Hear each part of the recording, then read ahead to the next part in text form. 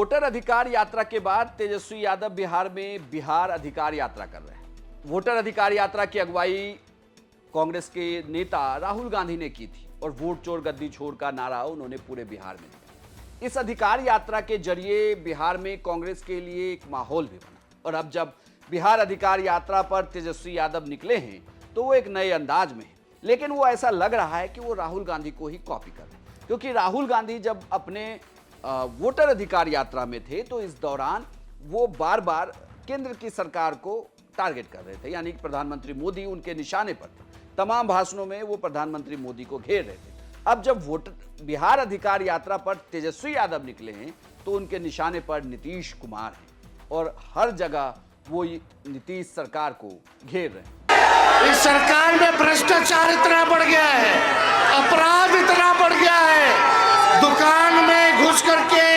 व्यवसायी भाइयों को गोली मारा जा रहा है, किसी पे कार्रवाई नहीं हो रही है, बहनों के साथ रेप हो रहा है, कोई कार्रवाई नहीं हो रही है। थाना चले जाएं, ब्लॉक चले जाएं, बिना घूस दिए हुए कोई काम नहीं हो रहा है। चरम पर है भ्रष्टाचार।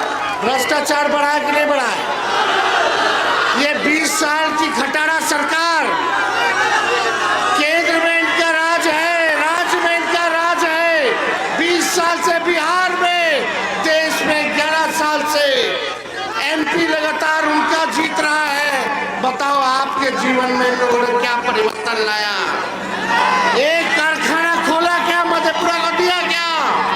लेकिन जब लालू जी रेल मंत्री थे तो कारखाना दिए कि नहीं दिए? दिए ना।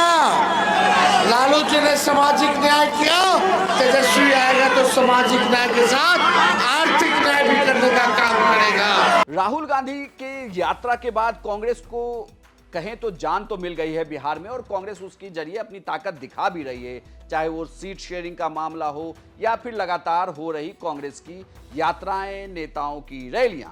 लेकिन अब जब राहुल गांधी के बाद तेजस्वी यादव अपनी यात्रा पर हैं तो तेजस्वी की इस यात्रा में अलग अलग तस्वीरें सामने आती है, लेकिन तेजस्वी वहां जा रहे हैं जहां पर उनका गढ़ मजबूत रहा है, जहां आरजेडी को ठीक ठाक सीटें मिली है। तो इस यात्रा के जरिए तेजस्वी यादव भले ही नीतीश कुमार पर निशाना साध रहे हों, लेकिन अगर आप दूसरी तरफ देखें तो बिहार में नीतीश कुमार को लेकर अभी एंटी इनकम्बेंसी नहीं दिखती, क्योंकि नीतीश कुमार पर सीधे तौर पर कोई ऐसे आरोप लगते नहीं हैं।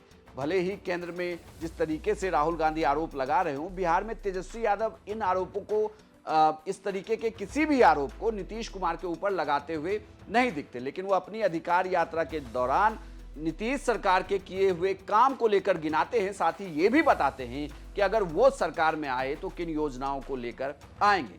यात्रा का मॉडल सेम है तेजस्वी ने, लेकिन अपने स्टाइल को बदला है। तेजस्वी यादव लगातार अपनी चुनावी यात्रा के दौरान जो आरजेडी की पुरानी परंपरागत स्टाइल थी उसको उन्होंने छोड़ दिया था।